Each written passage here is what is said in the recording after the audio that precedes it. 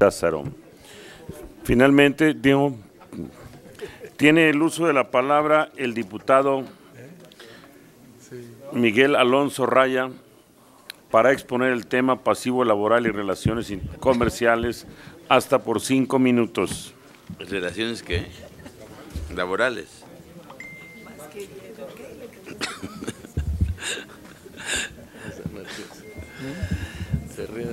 Compañeras y compañeros,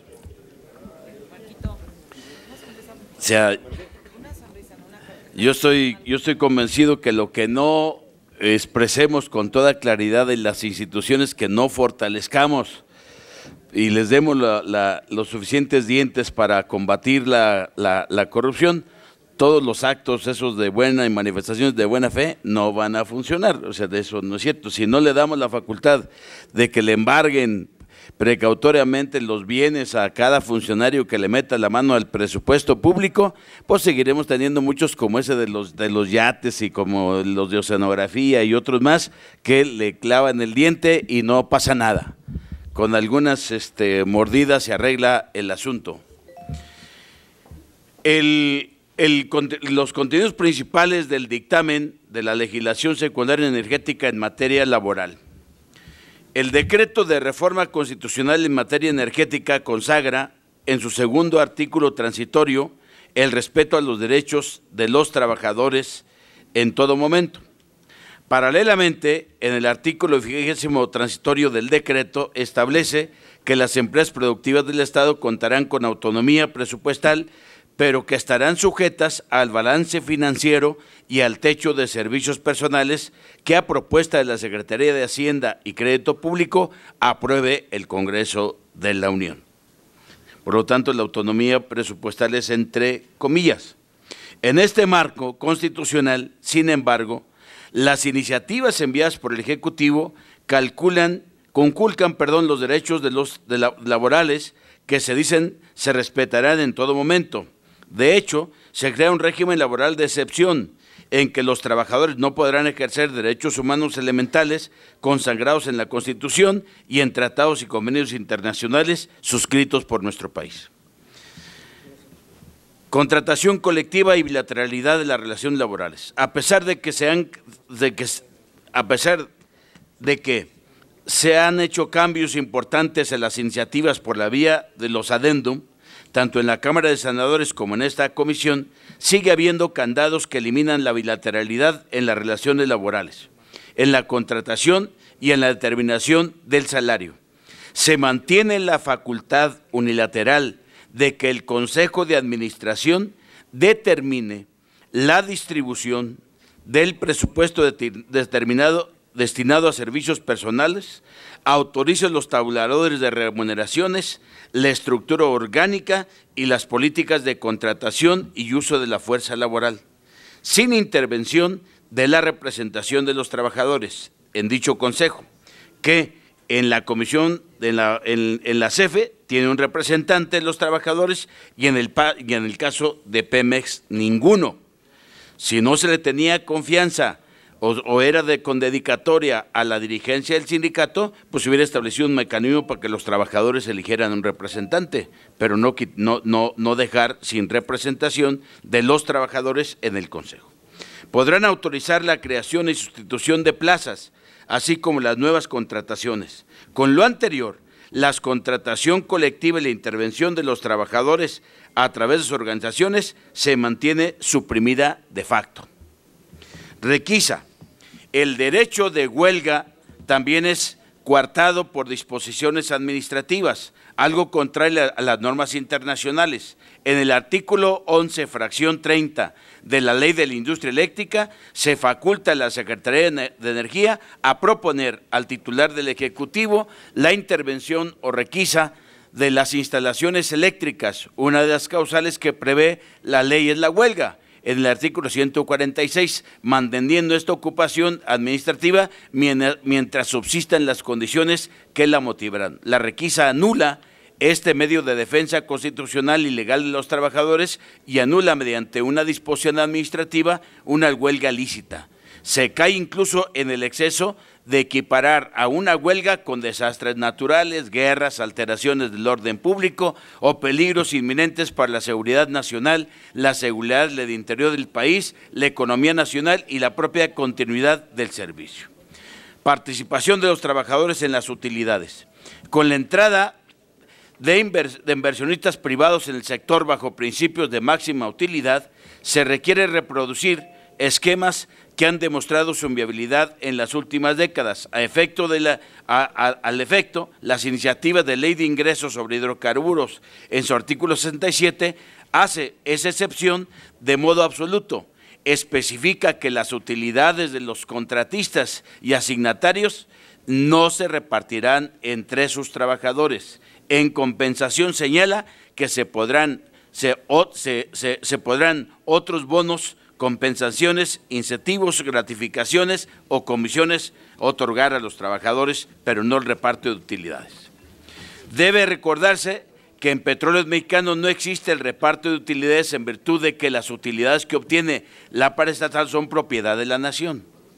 Esto estaba justificado cuando Pemex y sus organismos subsidiarios realizaban actividades consideradas estratégicas, por lo que se reviste de interés público y social, pues se dirigen a maximizar la renta petrolera y a contribuir al desarrollo nacional.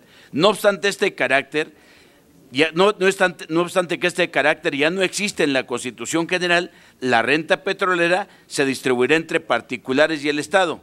¿Por qué debe privilegiarse el interés de las empresas a un derecho laboral constitucional? Recuérdese que los derechos laborales son derechos humanos y que por disposición constitucional tienen primacía sobre intereses comerciales, que son los que animan a las empresas privadas que invertirán para explorar y extraer hidrocarburos a través de contratos y licencias.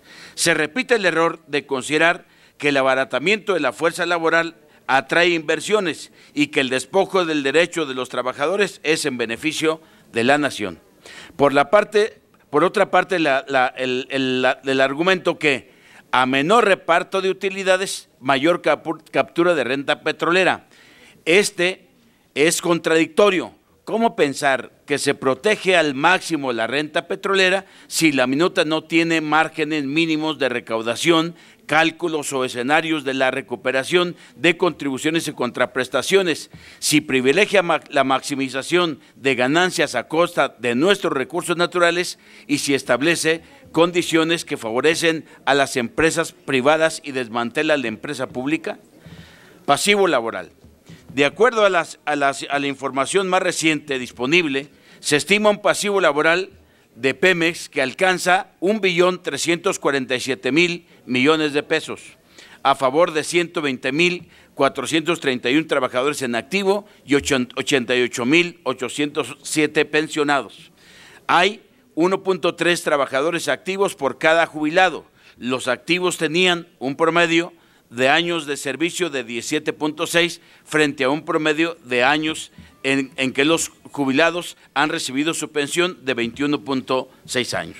Los beneficios son mayores que los de los trabajadores afiliados al IMSS o al ISSSTE. Las pensiones promedio pagadas en Pemex en 2010 eran de 16.600 pesos anuales, 3.7 veces mayores que la lista y 6.2 veces mayores que las del IMSS. Le pediría, diputado, si pudiera concluir. Ya estoy terminando, presidente. El sistema de pensiones se establece en el contrato colectivo de trabajo entre Pemex y el Sindicato de Trabajadores Petroleros de la República Mexicana, así como en el reglamento de trabajadores trabajadores del personal de confianza, y el Congreso no tiene facultades para legislar en esta materia. No obstante, es necesario que en este proyecto legislativo se consideren los elementos necesarios para financiar el pago de este pasivo para los pensionados y beneficiarios actuales, y se debe convocar a las partes a que de manera bilateral determinen la reestructuración del sistema de pensiones a fin de que el pasivo detenga su trayectoria creciente sin afectar los derechos adquiridos de los trabajadores que ya están en retiro, y que en esta reestructuración prevén que los trabajadores de nuevo ingreso se incorporen al régimen obligatorio al Seguro Social. Finalmente, compañeras y compañeros, modificaciones en el adendum del Senado. En el artículo 74 de la Iniciativa de Ley de Petróleos Mexicanos y 76 de la Ley de la Comisión Federal de Electricidad, se establecía que se contratará mediante convocatoria en la página de Internet a criterio de la empresa bajo el criterio subjetivo de mejor eficiencia operativa. Eso fue corregido en el adendum del Senado para que solo se aplique al personal no sindicalizado. Prevalece, sin embargo, el problema de que la mayoría de los cuadros técnicos y profesionales no son contemplados en la contratación colectiva y de que mediante la subcontratación se han evadido responsabilidades en ese sentido por parte de la empresa. En la Ley de Petróleos Mexicanos, artículo Diputado, 43. le suplicaríamos concluyera. Y en su la Ley de la intervención. Comisión Federal de Electricidad, artículo 42, ya terminó, presidente, se establece que la política de contratación, evaluación del desempeño y remuneraciones se haga conforme al contrato colectivo de trabajo. En el 9º transitorio de la Ley de Petróleos Mexicanos, que la modificación de la naturaleza jurídica de Pemex no deberá afectar derechos de los trabajadores ni de los jubilados y pensionados, lo mismo se establece para la CFE en el 10º transitorio respectivo, y que las políticas de capacitación sean con participación sindical, 17º transitorio de la ley de Pemex y 20º de transitorio de la ley de CFE. En el adendum de la Comisión de Energía, en el artículo 104, fracción 2, que la ley de Pemex y 106, fracción 2 de la ley de CFE, se faculta al Consejo de Administración de dichas empresas autorizar, con base en la propuesta que realice el Comité de Recursos Humanos y Remuneraciones, los tabuladores de remuneraciones y las políticas de recursos humanos de la empresa y de sus empresas productivas subsidiarias. Esto contradice, compañeras y compañeros, los artículos 43 de la Ley de Pemex y 42 de la Ley de CFE, en que la propuesta de contratación, evaluación del desempeño y de remuneraciones presentadas por el comité deben cumplir con lo dispuesto en la legislación y el contrato colectivo de trabajo vigentes aplicables. Debiera precisarse esta situación. Es cuanto, señor presidente. Gracias, señor diputado Raya.